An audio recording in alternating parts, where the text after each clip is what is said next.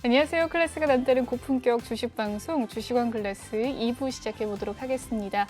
이 본방송에서 제공해드리는 정보는요, 투자 판단을 위한 조언일 뿐 투자 결정과 결과에 대한 책임은 투자자 개개인에 있다는 점 먼저 알려드리도록 하겠습니다. 그리고 최근에 저희 전문가들을 사칭하는 피해 사례가 나날이 늘고 있는데요. 저희는 1:1 유사 수신행위나 금전을 요구하는 등의 모든 불법 행위를 엄중하게 금지하고 있습니다. 네, 오늘은 신광서 전문가님과 함께하고 있는데요. 함께하는 방법 화면으로 살펴보시죠.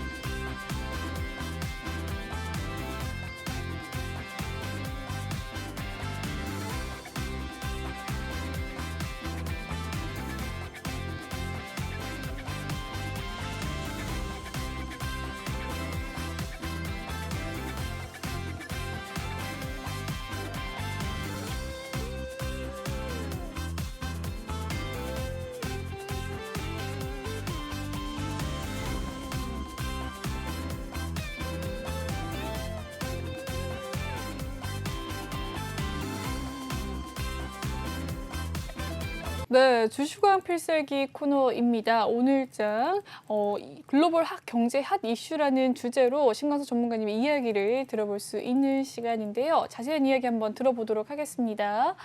네, 뉴욕 증시 어제 또 하락 마감했는데요. 이 이야기 좀 자세히 들어볼 수 있을까요?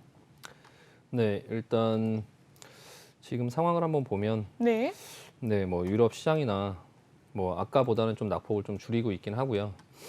일단 지금 뭐 독일 같은 경우도 한 2% 넘게 하락하다 지금 1%대로 들어왔고, 유럽 시장 같은 경우도 조금씩 이제 괜찮아지고 있긴 한데요. 일단 미국 선물도 한번 보면 네. 약간씩 좀 약간 반등이 나오는 그런 모습이 보여지고 있고요. 유가도 이제 좀 하락이 조금씩 이제 점차 이제 줄어들고 있는데, 뭐 시장이 개장을 해봐야지 알겠지만 오늘 이제 유럽 시장이 미국 시장이 이제 오미크론이 이제 주말 동안에 그런 어떤 또 새로운 어떤 이슈로 또 불거졌을 때 오늘 시장이 어떻게 소화를 할 건지 조금 약간 관심을 갖고 지켜볼 필요가 있습니다. 일단은 뭐 금요일 날에는 그 오미크론 변이 뭐 부분하고 이제 연준의 그런 어떤 당국자들의 발언들이 계속 있었는데, 그 부분에 대한 이제 긴축 우려도 있는 상태에서 오미크론이 좀 이제 점차적으로 확산이 좀 빠르게 된다라는 부분 때문에 일단 뭐 보잉이라든지 뭐 그런 아메리칸 에어라인 뭐 이런 어떤 항공사들 위주로 이제 좀 많이 하락을 하면서 다우존스가 좀 크게 하락을 했고요. 장 초반에는 오히려 나스닥 종목들이 나스닥이 이제 크게 하락했고 다우존스는 조금 덜 하락했었는데, 장이 막상 개장하고 나니까 다우존스가 크게 하락하고, 그게 아마 오미크론 그런 어떤 코로나 이슈 때문에 그런 것 같아요. 나스닥 같은 경우는 한 0.76% 정도 이제 보합 0.07% 거의 보합세에서 끝났고, 다우존스가 오히려 하락폭이 커지면서 1.5% 정도 하락했고요. S&P 같은 경우가 1% 정도 하락을 했는데요.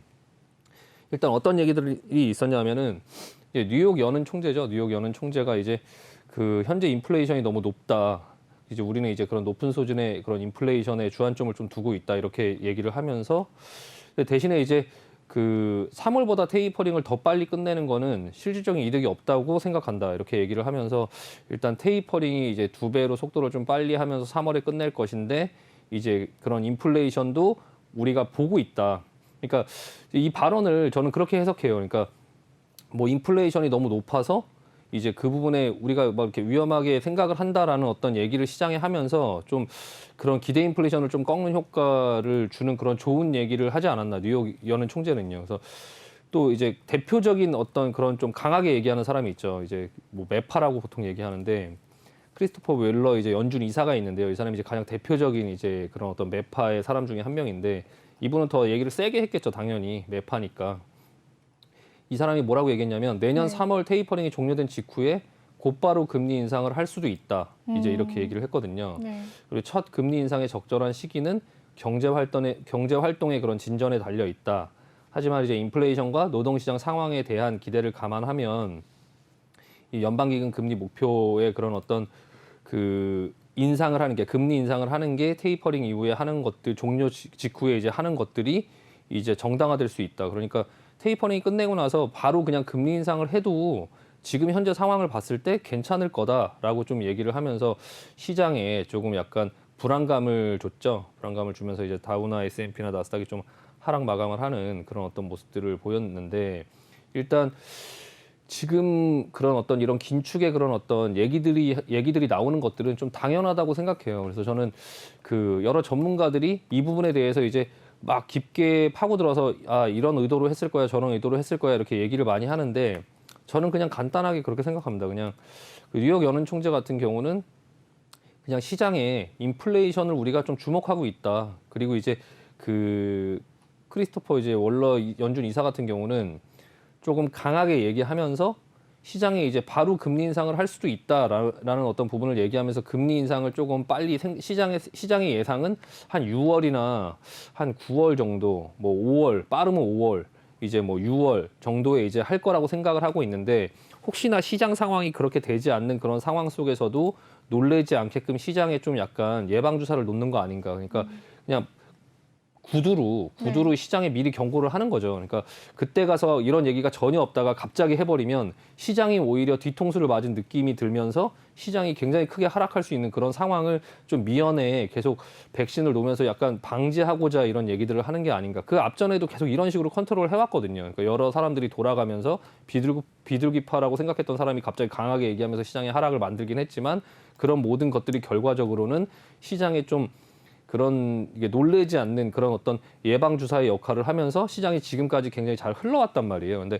그런 어떤 언론에서 그런 전문가들이 이런 얘기에 너무 그렇게 막 이렇게 무섭게 얘기하는 부분들에 대해서 투자자들이 너무 그렇게 신경 쓸 필요는 없지 않나. 그냥 이런 얘기들이 계속 오가면서 시장은 지금의 시장이 그런 시장이거든요. 그러니까 뭐 예전에도 뭐 그리스, 스페인, 뭐 피그스 이런 얘기가 나왔을 때도 뭐 시장 계속 흔들리긴 했지만 그때 막 여러 언론이나 막 전문가들은 뭐 이게 뭐 유럽이 뭐 영국이 유럽을 탈퇴하고 막 이런 어떤 뭐 막장의 상황으로 갈 것이다 이렇게 막 얘기를 했지만 결과적으로는 그런 상황들이 그런 얘기들이 나왔을 때 시장은 그런 것들을 천천히 반영을 하면서 오히려 영국이 유럽을 탈퇴할 때도 시장엔 그렇게 크게 충격이 없었어요. 그냥 단기간에 그냥 하루 이틀 정도의 하락 이후에 또 시장은 제 갈 길을 갔던 그런 모습들을 보였고요. 그냥 그런 상황들을 만들기 위해서 그냥 여러 그런 어떤 연준 이사나 아니면 뭐 연은 총재나 그런 사람들이 주고받고 하는 그 시장의 약간의 운전을 하는 그런 역할을 좀 잘 하고 있는 거 아닌가 그런 생각을 하고 있고요. 그래서 너무 무섭게 생각하고 있지는 않아요. 일단은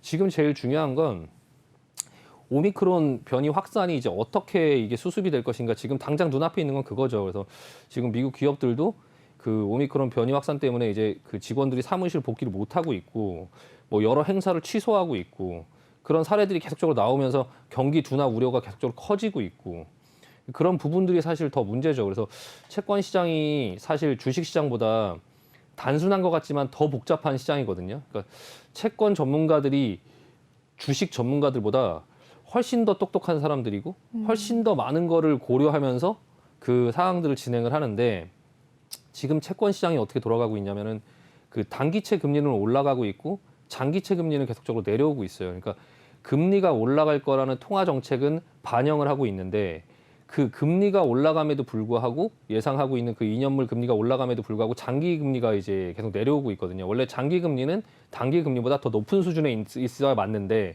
약간 선물과 현물의 관계죠. 선물이 현물보다 비싸야 되는 게 정상인데 그러니까 장기채가 단기채보다 더 금리가 높아야 되는 게 정상인데 단기채는 오르고 장기채는 내려오면서 이제 그걸 플래팅이라고 하죠. 그러니까 그게 평탄해진다. 그러니까 두 사이의 스프레드가 계속 줄어들고 있다. 그거를 이제 시장에서는 경기가 악화되는 거에 대한 어떤 시그널로 쓴단 말이에요. 근데 그런 어떤 채권 전문가들이 경기가 안 좋아지는 거에다가 지금 계속적으로 배팅을 하는 그런 부분의 모습을 보면서 좀 그게 또한 시장에 좀 부담이 되고 있지 않나 싶어요. 그래서 일단은 지금은 그 가장 부담이 되는 게 오미크론의 그런 변이, 오미크론 변이에 대한 확산, 그게 지금 시장에 굉장히 큰 부담이 되고 있고요.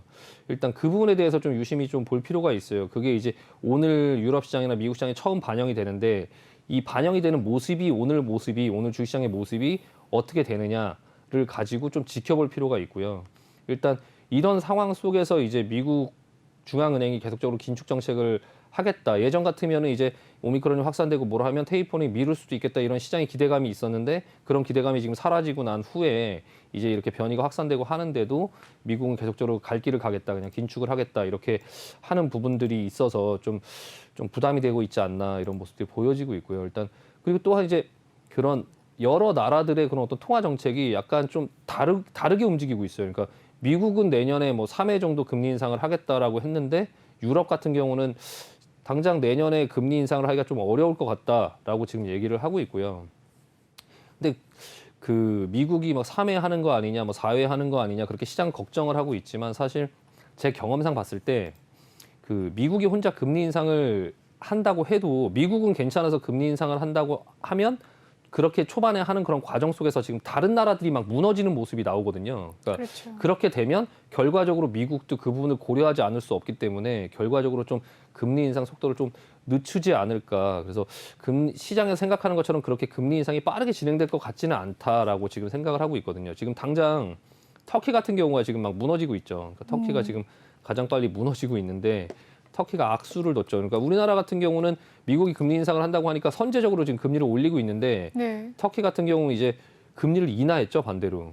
역주행을 했네요. 예, 인하를 했더니 어떤 현상이 벌어졌냐면 그 터키의 리라와 통화 가치가 폭락을 하는 거죠. 그러니까 금리를 인상을 하면 통화 가치가 좀 지켜지고 우리나라 같은 경우도 이제 환율이 막 올라가고 하는 그런 상황 속에서 금리를 인상하면 그거를 약간 그 상쇄할 수 있는 그런 효과가 있는데 이제 터키 같은 경우 뭐 우리나라는 경기가 안 좋으니까 금리를 인하하겠어라고 하고선 인하를 딱 했더니 터키 리라가 폭락하면서 결과적으로는 이제 거기에 주식으로 갖고 있던 그런 자산들까지도 전부 다 빠져나가는 거죠. 그러니까 주식 가격이 올라간다 하더라도 통화 가치가 폭락을 하면 외국인들은 손해를 보게 되니까 결과적으로는 이제 그런 어떤 자산에서 좀 빠져나가는 그런 현상들이 계속적으로 나오면서 리라와는 더 폭락을 하고 이게 지금 악순환으로 불러오는 그런 상황들이 지금 보여지고 있는데 그거를 좀 위기로 볼 것이냐 아니면은 그런 부분들을 보면서 조금 미국이 이제 좀 참고 해서 이후에는 그런 부분에 속도 조절을 할 것이냐 그런 부분들이 어떻게 될지 좀 약간 관심 있게 볼 필요가 있고요.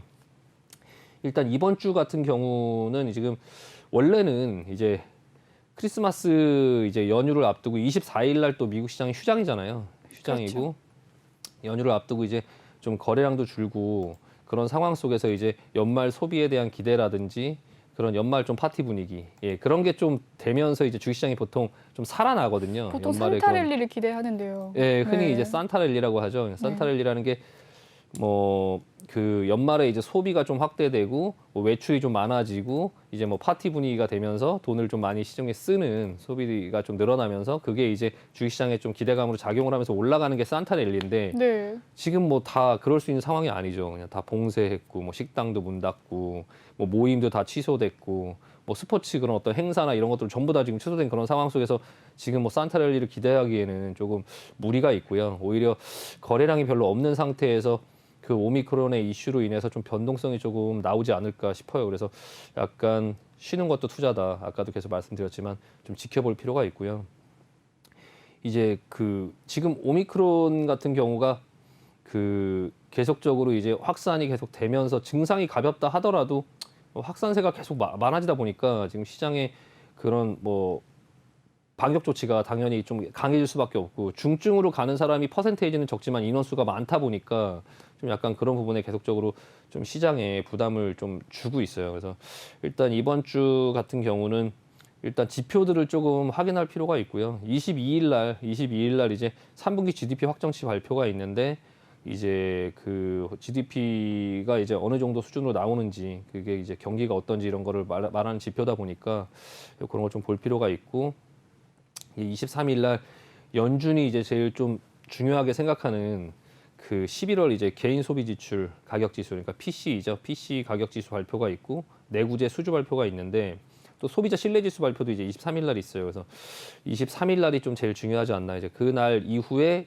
그 다음 날이 이제 휴장이고 또 이제 크리스마스로 이제 넘어가기 때문에 일단은 그 소비 지출 관련된 그 가격 지수가 이제 전달보다 좀 많이 올랐을 거라고 생각하고 있어요. 시장에서. 일단 11월 CPI가 6.8% 정도가 나왔잖아요. 6.8% 정도가 나왔으니까 당연히 소비지출도 좀 높을 거라고 예상을 하고 있는데 예상치가 한 5.0% 정도 되고요.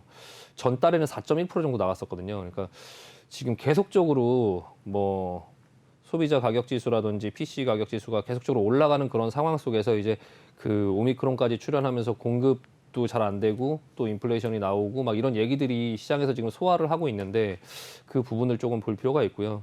제일 중요한 거 이제 또 소비자 심리 지수, 그러니까 소비자 신뢰 지수까지 만약에 금요일 날 안 좋게 나오면 그러면 이제 그 조금 주식시장이 조금 우리나라 시장 같은 경우에 전저점 부분까지 좀 확인할 수 있지 않을까 싶어요. 그래서 일단은 PC 가격 지수는 시장에서 워낙에 좀 높을 거라고 예상을 하고 있으니까 그걸 크게 상회하지 않으면 지난번 소비자 가격 지수 나온 것처럼 PC 가격 지수가 높게 나온다 하더라도 그날 증시가 올랐잖아요, 오히려. 네. 예, 예상하고 거의 뭐 비슷하게 나왔다라고 생각해서 기대치가 좀 높은 만큼 이제 좀 어느 정도 높게 나온다 하더라도 크게 상회하지 않으면 괜찮을 것 같은데 오히려 매 주마다 발표되는 그 소비자 신뢰 지수가 이번에는 좀 중요하지 않을까. 그러니까 지금 오미크론 확산으로 인해서 갑자기 소비자의 그런 어떤 심리가 확 꺾이는 모습이 보이면 좀 시장이 조금 그 부분을 반영하면서 어느 정도 주가가 좀 조정을 받아야 되지 않을까 싶습니다. 일단 지금 다우지수나 S&P나 나스닥의 그런 어떤 모양은 사실 네.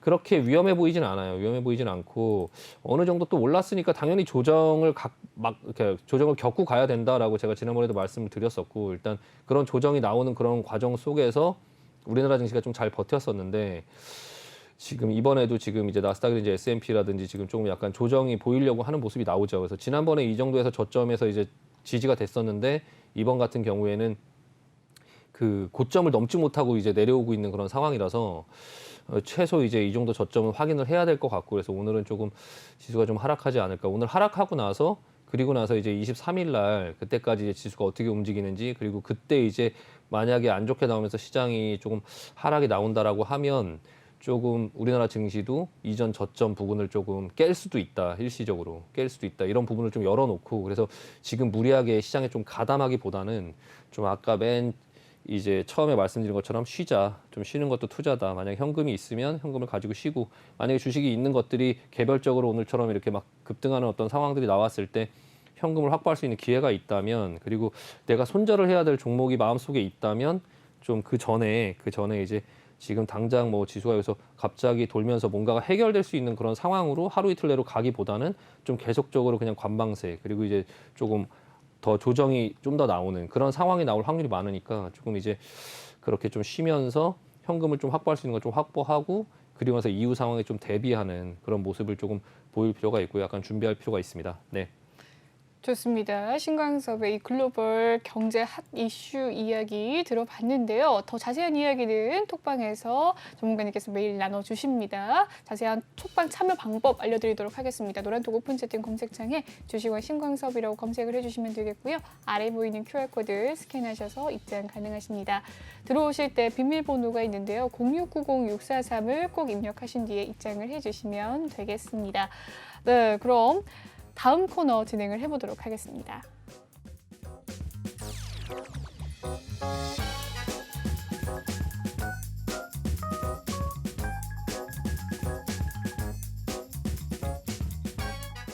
네, 이번 시간은 톡하는 상담소 시간입니다. 여러분의 종목 고민 해결해 드리는 시간인데요. 톡방 분위기 먼저 살펴보도록 하겠습니다. 주식좀 가자님께서 들어오셨네요. 반갑습니다. 주식좀 가장님 들어오셨고요. 엄지청님께서 안녕하세요라고 남겨주셨습니다. 들어오시면서 인사 나눠주셨는데 혹시 종목에 대한 고민 있으시면 종목에 대한 고민 남겨주시면 감사하겠습니다. 애구님 나가셨고요. 왜 나가셨을까요?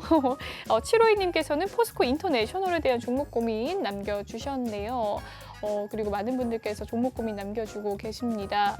소자님께서는 포스코 케미칼에 대한 종목 고민 남겨주고 계시고요. 본방도 보고 들어왔습니다라고 이야기 남겨주신 분도 계십니다.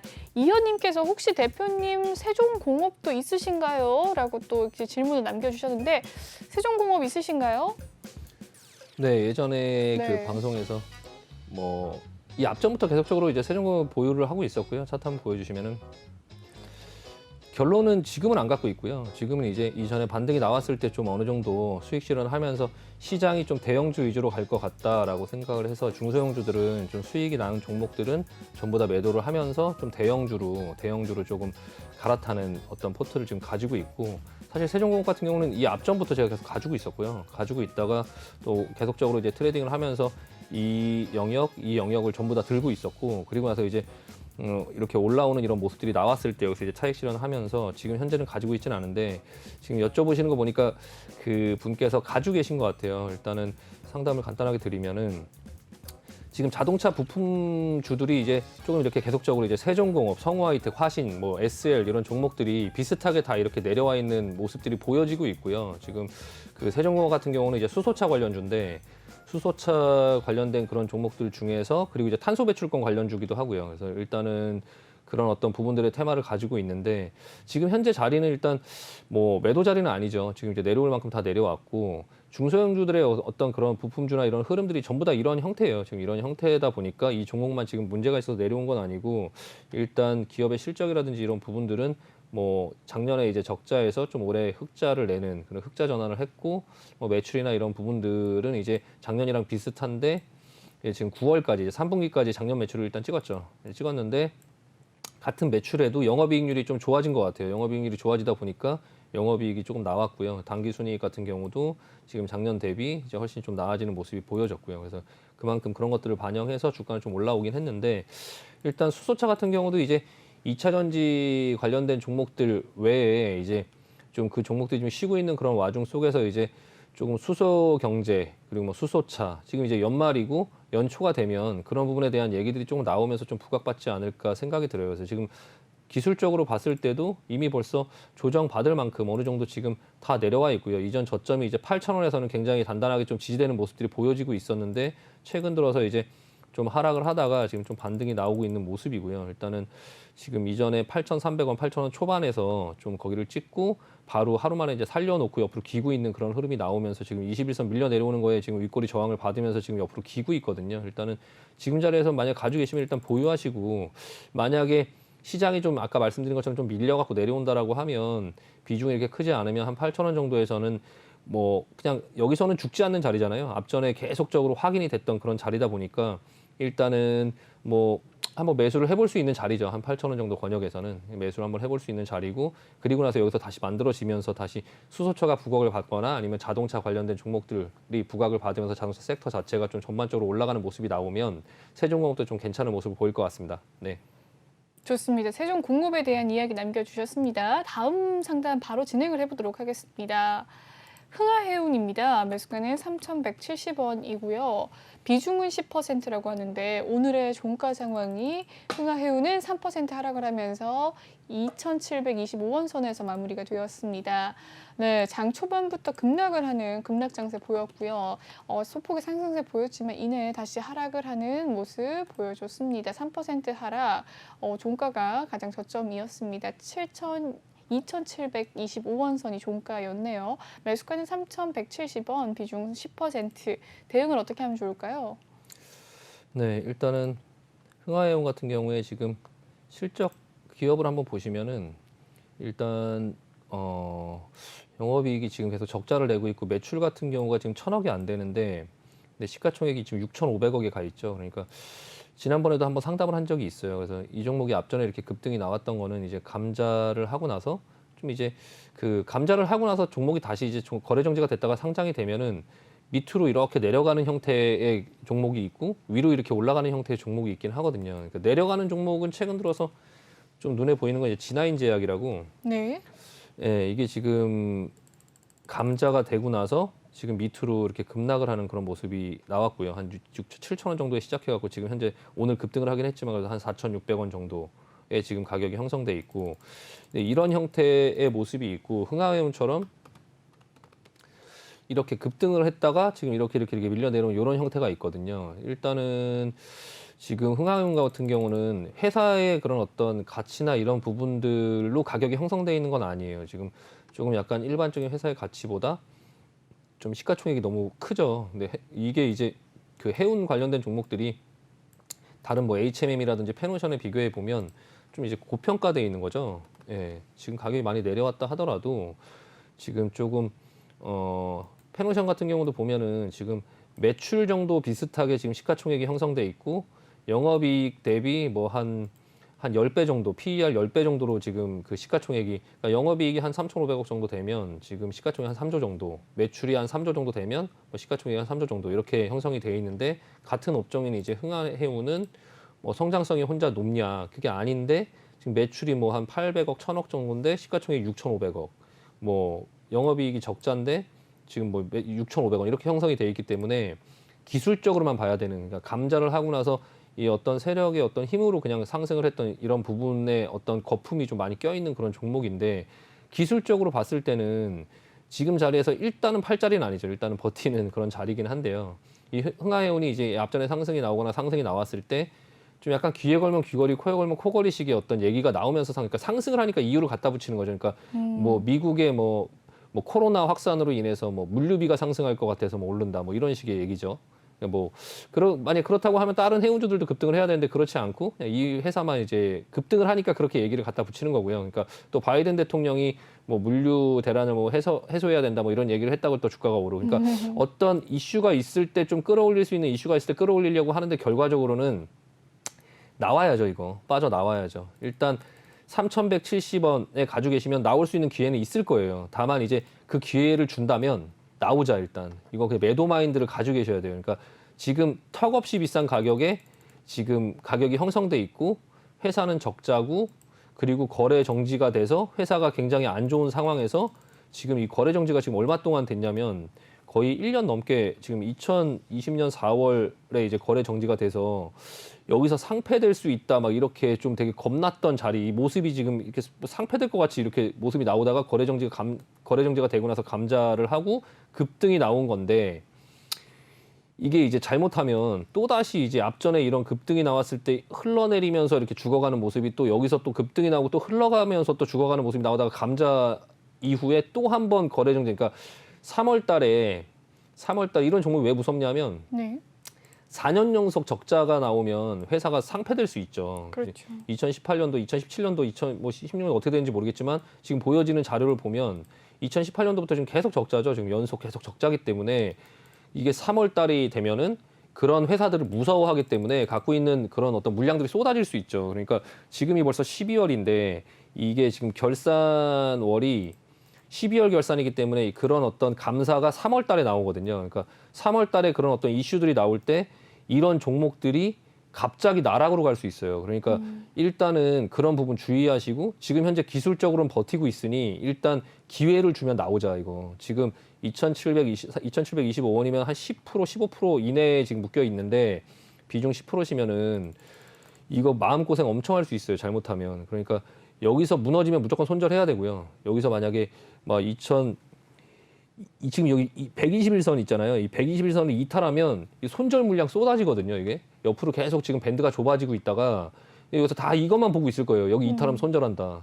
근데 이거는 이탈하면 버틴다라는 종목이 있고요. 저도 이건 이탈하면 난 추가 매수할 거야. 이렇게 손절 쏟아지는 거 내가 받아줄게. 이렇게 하는 종목이 있고, 이거 이탈하면 무조건 손절해야 된다. 그냥 이거 만약에 다시 올라간다 하더라도 속임수라 하더라도 속아줄게. 이런 종목이 있는데 이거는 속임수라 하더라도 팔아야 되는. 예, 이게 만약에 밑으로 튼다라고 하면 무조건 팔아야 됩니다. 그래서 일단은 이 120선을 지켜주고 있으면 버텨보고, 위로 만약에 위로 올라서 이 손실폭을 줄여준다라고 하면 매도 마인드로 그냥 무조건 그냥 뒤도 안 돌아보고 매도한다. 그리고 만약에 이거 이탈하면 그냥 무조건 매도다. 그냥 이거 만약에 3월 달까지 들고 있다가 대참사 벌어질 수 있으니까 일단은 그거 알고 계시고 그냥 일단은 보유 관망하면서 좀 조심스럽게 대응하셔야 될 것 같습니다. 좋습니다. 흥하해운에 대한 이야기 남겨주셨습니다. 다음 상담은요. 락앤락입니다. 매수가는 11,400원, 비중은 5% 가지고 계신다고 하는데 오늘의 종가와 상황 매수가가 같습니다. 보합권에서 마무리가 된 락앤락, 네, 오늘 보합에서 마무리가 되는 모습이었습니다. 비중은 5% 가지고 계신다고 하고요.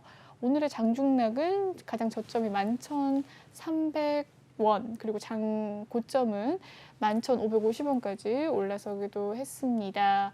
매수가와 종가가 같은 상황, 비중은 5%, 어떻게 대응할까요? 네, 회사 이름은 락앤락인데 이 주가의 흐름은 BNB네요. BNB. 희비가 약간 네. 예, 락앤락이면 즐거워야 되는데 약간 주가의 흐름이 장기적으로 네. 계속적으로 이렇게 하락하는 모습이 나오고 있어요. 그러니까 그렇네요. 이게 그 초반에 상장을 했을 때는 흐름이 굉장히 좋았죠. 예, 네. 회사의 어떤 그런 얘기들을 보면은 회사는 참 노력을 많이 하고 있어요. 회사는 일단은 지금 최근 들어서 이제 이 앞전에 여기서 이제 상승이 나왔던 이유가 그 200억 정도를 소각한다고, 그러니까 회사의 주식을요 소각한다고 해서 이제 좀 상승이 나왔고, 그리고 나서 이제 조금 약간씩 반등이 나오면서 올라오고는 있는데, 회사는 계속적으로 노력을 하고 있어요. 이게 2018년도에도 한번 소각을 한 적이 있어요. 2018년도에도 한 200억 정도를 소각을 한 적이 있거든요. 자사주를. 회사에서 갖고 있는 거를 주주들의 이익을 위해서 소각을 해서 없애는 거죠. 그러니까 제가 뭐 10개의 주식을 갖고 있는데 뭐 2개의 주식, 내가 주인이 갖고 있는 2개의 주식을 소각하면 배당을 할 때 8명만 나눠 가지면 되니까, 일단은 그런 식으로 회사에 좀 약간 계속 뭔가를 이제 주주들한테 도움을 주려고 노력을 많이 해요. 근데 이제 다만 회사의 성격이나 이런 게 이제 그릇 만드는 회사잖아요. 그릇 만드는 회사다 보니까 좀 뭐 성장성이라든지 이런 부분들을, 주식에 인기가 없는 거죠. 인기가 없다 보니까 요즘 같은 뭐 4차 산업 시대 막 이런 거에 좀 약간 인기가 없는 뭐 이렇게 그릇 만드는 회사, 이런 회사들을 잘 안 살려고 하는 거죠. 그렇다고 뭐 배당이 많은 것도 아니고, 배당 한 80원 정도 하는데 뭐 1%도 안 되잖아요. 지금 현재 주가에서. 그러니까 메리트가 없는 거죠. 그러니까 뭐 매출도 매일매일 고마고마하고 실적은 좋긴 한데요. 계속적으로 실적은 좋게 나오고 있기는 한데, 그래도 이제 영업이익 대비 시가총액은 지금은 좀 비싸죠. 그러니까 많이 내려와 있긴 하지만 인기가 없는 업종에 비해서 시가총액이 지금은 싼 건 아니에요. 6천억 정도에 형성되어 있는데 영업이익이 200억 정도, 300억 정도 수준이면 PER이 10이 넘잖아요. 10이면 한 2천억이나 3천억 정도에 형성돼 있어야 되는데 뭐 한 20배가 넘으니까, 일단은 좀 그런 부분들이 시장에서 조금 계속적으로 주가를 못 가게 하고 있는데, 그렇다고 지금 여기서 이제 주식을 뭐 파느냐, 그건 아니죠. 일단은 지금은 조금 추세적으로 이렇게 내려온 추세를 벗겨내서 이렇게 해서 다시 올라갔다면 다시 내려온 추세를 벗겨서 이렇게 올라왔고 다시 거기를 밀고 내려왔기 때문에, 일단은 지금은 보유죠. 보유고, 이 앞전에 이제 이 상승이 나온 만큼 어느 정도 여기서 왔다 갔다 할 수 있는 그런 흐름이 나올 수 있겠죠. 이렇게. 다만 이제 이 회사가 여기를 뚫고 막 이렇게 갈 수 있냐, 그냥 갈 수 없다라는 게 합리적으로 생각할 수 있죠. 그러니까 이 그릇 만드는 회사를 누가 이렇게 주가를 지금 이 앞전에는 그런 상승이 나오긴 했지만 이때의 영광을 다시 찾을 수 있냐, 좀 힘들어 보여요. 일단은 이 주식을 계속 모아도 되냐라고 이제 질문을 하신다면, 일단 지금 현재 매수가도 11,400원이시면은 제가 지금 주식 시장도 조금 좀 지켜봐야 된다라고 말씀을 드리고 있는데, 일단 거의 본전 수준이라면 이 주식 하지 말자라고 말씀드리고 싶어요. 그러니까 이 주식을 사서 모으는 것보다는 그냥 하지 말자. 그냥 재미없다 이거. 이렇게 내려온 주식이 우리가 진짜 원하는 대로 이렇게 올라가 준, 이게 저점에 있기 때문에 이렇게 올라가 줄 수 있는 그런 걸 상상하지 말자. 그러니까 이거는 좀 시장에서 그렇게 이 주식을 인기 있게 쳐다볼 만한 사람이 이렇게 많지 않기 때문에, 저 같아도 이 락앤락이라는 회사의 주식을 지금 이런 앞전에 이렇게 좀 처음 생겨서 관심을 갖고 이렇게 막 볼 때가 아니면, 지금 상황 속에서는 이미 시장에서 몇 년 동안, 지금 거의 한 10년 동안 이 회사의 주식이 어떻게 움직였는지를 지금 다 봐온 사람으로서, 여기서 이 주식이 이렇게 갈 거, 갑자기 극적 반전으로 막 이 회사가 뭐 갑자기 2차 전지를 뭐 한다, 뭐 이런 어떤 배터리에 뭐를 한다, 뭐 반도체에 뭐를 한다, 이럴 수 있는 회사가 아니잖아요. 그러니까 그렇죠. 이 그릇을 갖고 뭐 어떤 성장성이 있는 뭔가를 한다라고 뭘 나와서 이게 이렇게 올라가기보다는 그냥 매일 그저 그런 모습으로 여기서 왔다 갔다 할 그런 지루한 흐름을 보일 확률이 많고, 만약에 시장이 밀린다라고 하면 이 회사 주식이 조금 초반에는 버틸 수 있겠지만 나중에 이 밑으로 깨버리면 또 레벨 다운이 될 수 있는, 그러니까 6,420원을 찍고 올라왔잖아요. 그러니까 레벨 다운이 돼서 10,000원 밑에서 계속 놀 수 있는 그런 모습이 보여지거든요. 이후의 상황들이. 그러니까 지금 그냥 11,400원에서 본전에서 갖고 계신다라고 하면 그냥 이 종목 말고 다른 종목 할 생각 하시고 그냥 팔고 모아가지 마시고 그냥 있는 거 정리하신 다음에, 지금 이 앞전에 이 매물 소화를 하고 나서 그 자리에 다시 가면 여기서 매물 또 떨어지거든요. 지금 거의 매물이 또 떨어질 만한 자리까지 지금 올라왔어요. 지금 거의 120선 근처까지 올라왔죠. 그러니까 매물 맞을 자리까지 거의 왔기 때문에 그냥 이 정도 부근에서 그냥 일단 팔고, 그러면서 이후 상황 조금 지켜보면서 종목 교체 의견 드리도록 하겠습니다. 네, 락앤락에 대한 이야기 남겨주셨습니다. 다음 상담은요. 후성입니다. 후성의 매수가는 23,000원, 비중은 10% 가지고 계신다고 하는데 후성의 종가 상황 23,350원이었습니다. 장 초반 시초가는 1,100원이었고요. 장 초반부터 상승세 보이면서 22,300원이 21,050원 선까지 올라서기도 했습니다. 그 이후로 다시 좀 개당식으로 또 하락을 하는 모습이었는데요. 0.25% 강보합권에서 마무리가 된 후성, 매수가는 23,000원, 비중 10%, 어떻게 대응하면 좋을까요? 후성 일단 회사는 좋죠. 예, 범현대가 계열이고, 범현대가 계열이고 이 회사가 이제 탄소 배출권이라든지 아니면 2차 전지 관련된 종목으로 많이 올라왔고요. 그 와중에 이제 올라오는 와중에 이제 그 중국이 이제 전력을 생산을 못하면서 상대적으로 좀 수혜를 받겠다 해갖고 조금 더 많이 올라왔죠. 그래서 근데 이 회사가 굉장히 이제 그 제가 이 회사를 거의 10년 이상 봤죠. 이 후성이라는 회사. 굉장히 좀 까다로운 회사고요. 까다로운 회사고 굉장히 이제 잘못하기 시작하면은 굉장히 재미없는 회사예요. 일단 결론부터 말씀드리면 반등 줄 때 팔자. 일단 지금 지난번에도 한번 말씀드렸는데 지금 1파, 2파, 3파 나왔어요. 그리고 나서 이제 여기를 깼죠. 이렇게 되면 1파, 2파로 하락한다고 지난번에 말씀드렸잖아요. 딱 전형적인 모습이거든요.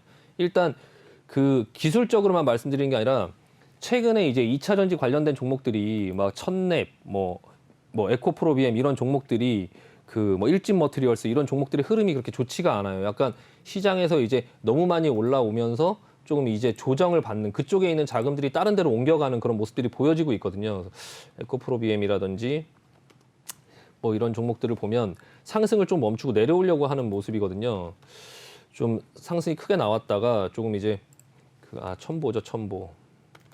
일진 머티리얼스 네. 뭐 이런 종목들을 보면은 좀 종목들이 상승 계속적으로 나오면서 이제 조금 기세가 좀 꺾이려고 하지 않나. 물론 2차 전지에 관련된 종목들이 조금 그 성장성이나 이런 것들은 뭐 누구도 부인할 수 없는데 후성이라는 회사는 그냥 간략하게 말씀드리면 회사는 좋다. 다만 이제 기술적으로 볼 때 조금 반등을 줬다가 다시 한번 눌리고 그리고 나서 예상을 해보면 내려왔다가 반등을 주고 다시 내려오고 여기서 이런 식으로 이렇게 기는 이런 모습이 나올 것 같거든요. 그러니까 이게 차트를 많이 보다 보면 경험이 많다 보면은 그 이후의 상황들이 어떻게 만들어질지가 정확하진 않지만 대부분 이제 어느 정도 보여지는데 약간 그런 모습이 나올 확률이 많아요. 그러니까 일단은 지금 반등을 줄 때 만약에 기회가 된다면 좀 반등을 줄 때 조금 덜어낼 필요가 있고 앞전에 이제 21선을 이렇게 기초로 해서 좀 61선을 깨지 않고 잘 왔었는데 61선을 일단 깼거든요. 깼으면은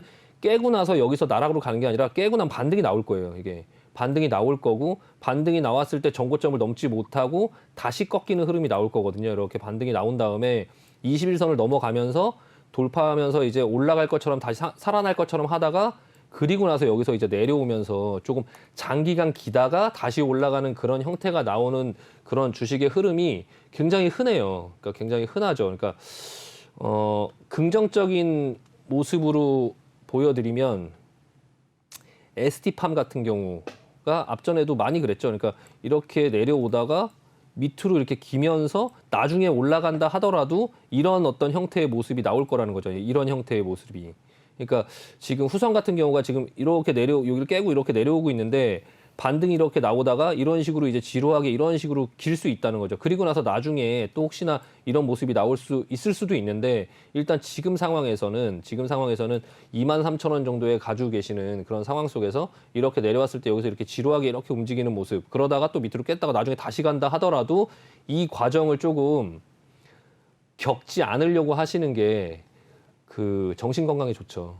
예, 그러니까 일단 그런 어떤 흐름들이 나올 수 있다는 걸 미리 염두에 두시고 만약에 그런 흐름이 나와도 나는 그냥 버틸 거야라고 하면 버티시면 되는데 뭐 회사는 나쁘지 않으니까 그리고 2차 전지 관련된 섹터들이 결과적으로는 그래도 뭐 시장에 항상 중심에 있으니까 근데 다만 지금 현재 상황에서 어떻게 대응을 해야 되냐라는 단기적인 부분에 답변을 드리면 일단 61선을 한 번도 깨지 않다가 깨고 나서 그리고 나서 여기서 반등이 나오면 일단은 조금 빠져나오려고 노력을 해보자. 그러니까 추가 매수하기보다 이게 간다라고 해서 위에서 잡으면 이제 진짜 물릴 수 있으니까 좀 올라올 때 어느 정도 현금화를 하고 시장을 좀 천천히 지켜보자라는 마인드로 반등 시 매도 의견 드리도록 하겠습니다. 단기적으로 말씀드리는 겁니다. 네.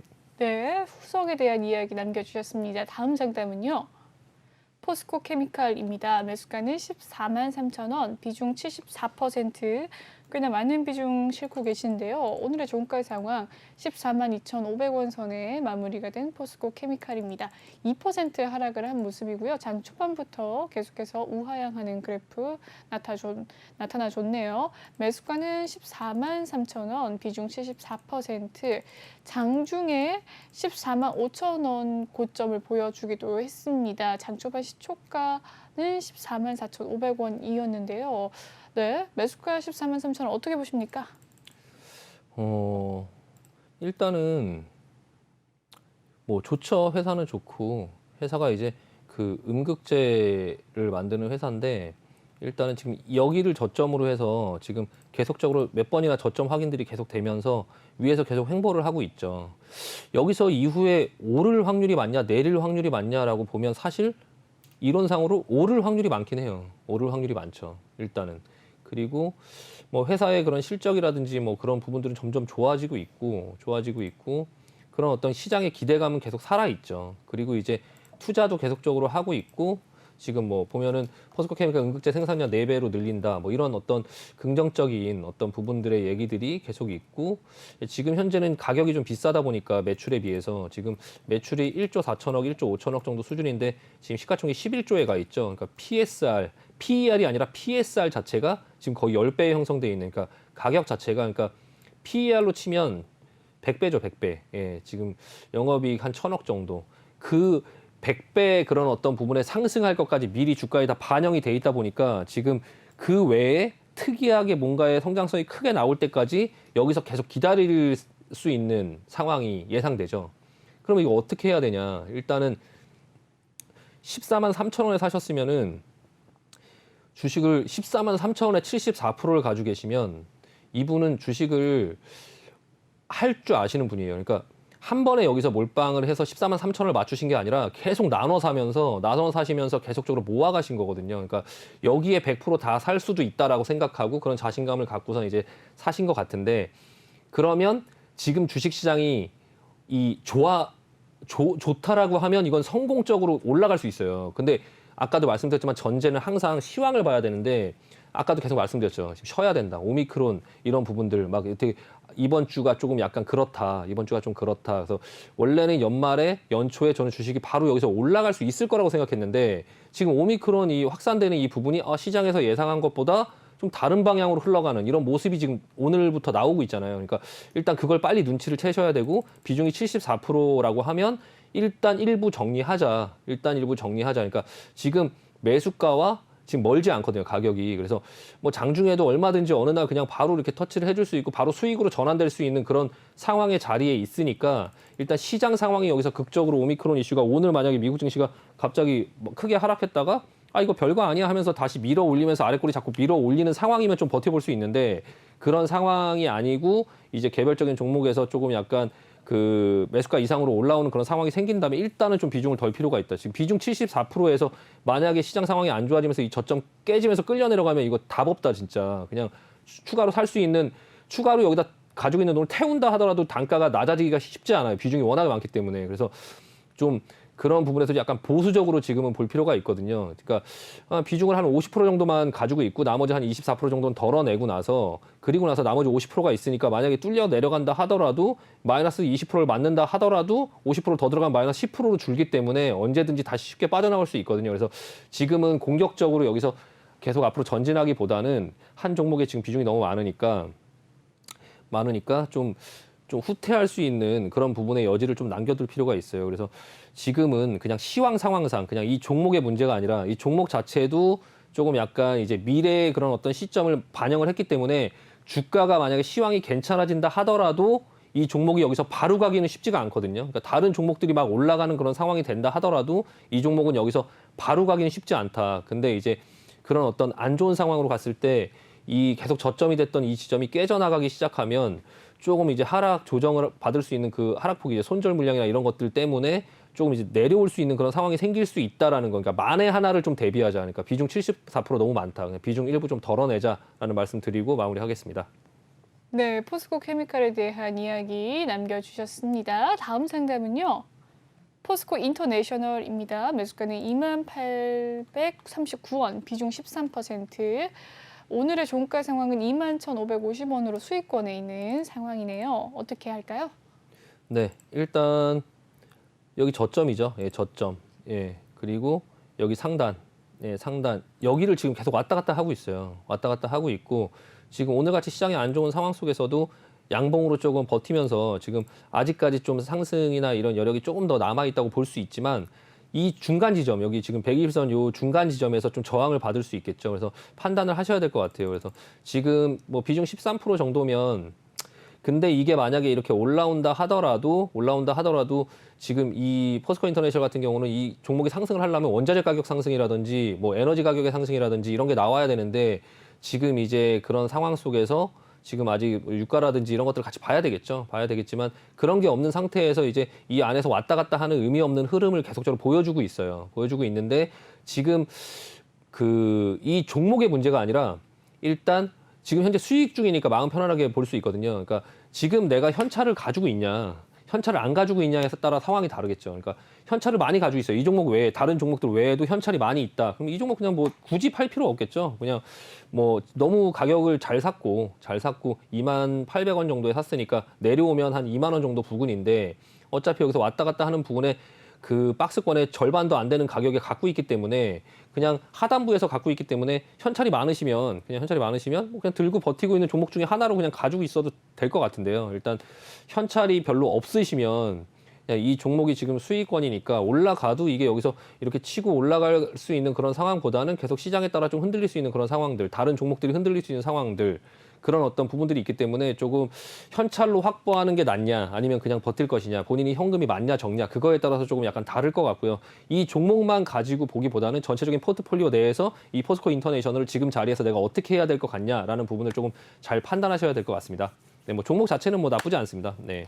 네, 포스코 인터내셔널까지 살펴봐 주셨습니다. 여기까지 살펴보도록 하고요. 전문가님 보내드리도록 할게요. 감사합니다. 네, 수고하셨습니다. 네, 본방송에서 제공해드리는 정보는요. 투자 판단을 위한 조언일 뿐 투자 결정과 결과에 대한 책임은 투자자 개개인에 있다는 점 알려드리도록 하겠습니다. 그리고 최근에 저희 전문가들을 사칭하는 피해 사례가 나날이 늘고 있는데요. 저희는 1:1 유사수 실행이나 금전을 요구하는 등의 모든 불법 행위를 엄중하게 금지하고 있습니다. 네, 2부는 여기에서 마무리 짓도록 하고요. 잠시 후 3부 때 찾아뵙도록 하겠습니다. 시청해주신 여러분 고맙습니다.